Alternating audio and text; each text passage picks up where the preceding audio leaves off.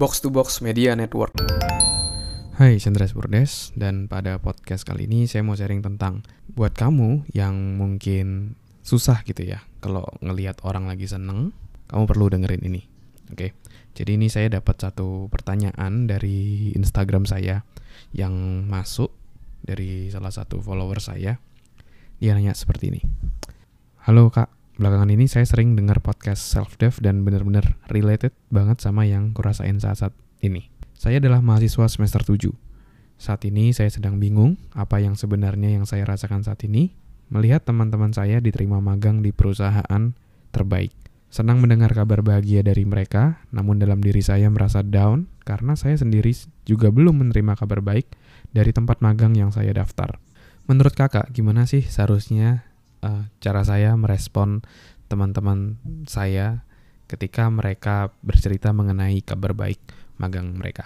Oke, jadi ada perasaan down gitu ya ketika mendengar orang lain itu sudah dinilai lebih berhasil seperti itu, udah berhasil mencapai duluan apa yang kita inginkan.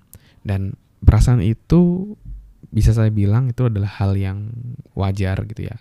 Karena sebagai manusia tentu kita juga punya satu buah needs atau kebutuhan itu untuk unggul ya, unggul atau signifikan. Kita pingin jadi juara, kita pingin signifikan dibandingkan orang lain.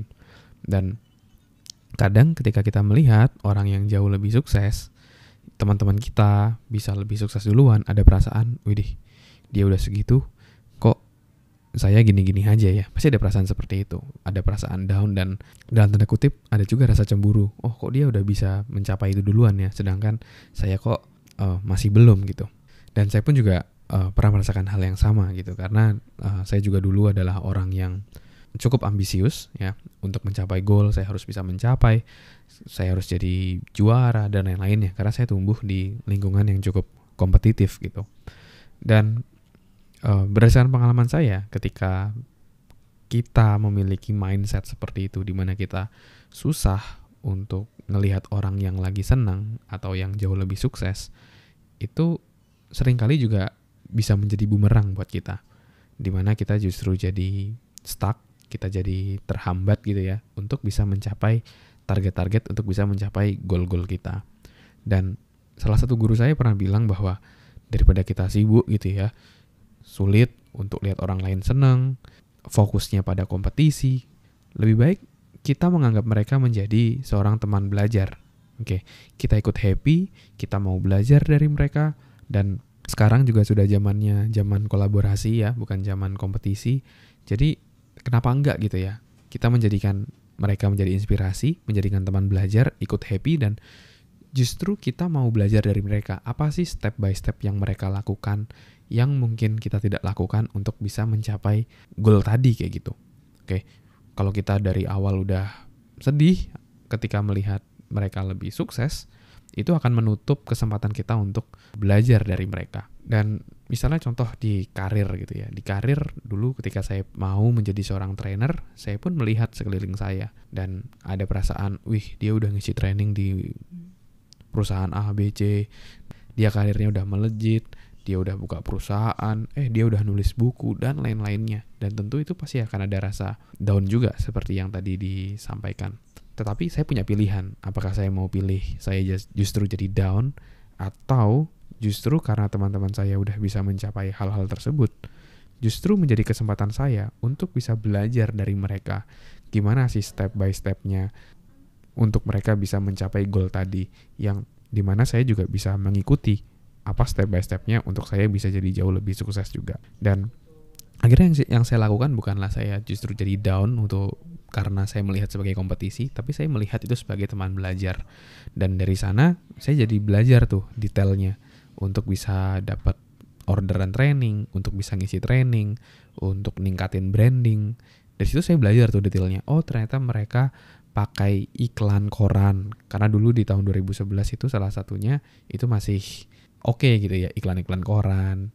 Kita pasang sebuah slot gitu ya tentang seminar kita, orang akan daftar gitu.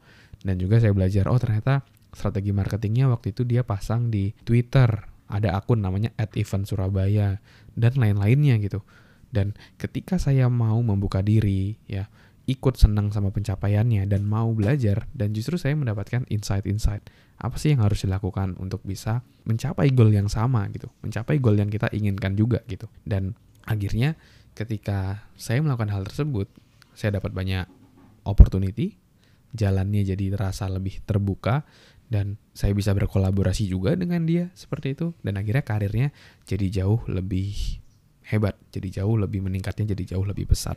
Jadi daripada kecewa atau sedih atau down karena melihat teman kita jadi jauh lebih sukses, lebih baik kita punya mental keberlimpahan ya. Mungkin kamu juga bisa cek di episode lama saya, ada namanya mental keberlimpahan versus mental keterbatasan. Nah, itu kamu bisa cek di sana. Jadi kalau kita mental keberlimpahan, kita akan ikut senang ketika orang lain senang, dan dengan seperti itu kita akan attract atau menarik hal-hal positif juga di dalam hidup. Kamu bisa cek episodenya ya, coba kamu scroll. Oke, thank you semuanya teman-teman yang udah dengerin podcast kali ini. Semoga bisa bermanfaat dan menginspirasi. Dan kalau kamu ada pertanyaan, kamu jangan sungkan-sungkan untuk DM saya di Instagram di @andreasperdes. Nanti pertanyaan kamu akan saya bahas di podcast ini. Dan kalau kamu merasa podcast ini bermanfaat, kamu juga bisa share di Instastory. Nanti saya akan repost. Jangan lupa tag di @andreasperdes. Dan jangan lupa juga kamu bisa cek link di deskripsi, karena di sana banyak tools dan resources yang bisa kamu pakai untuk ngebantu kamu untuk jadi jauh lebih sukses. Oke, thank you semuanya. Sukses selalu and keep healthy.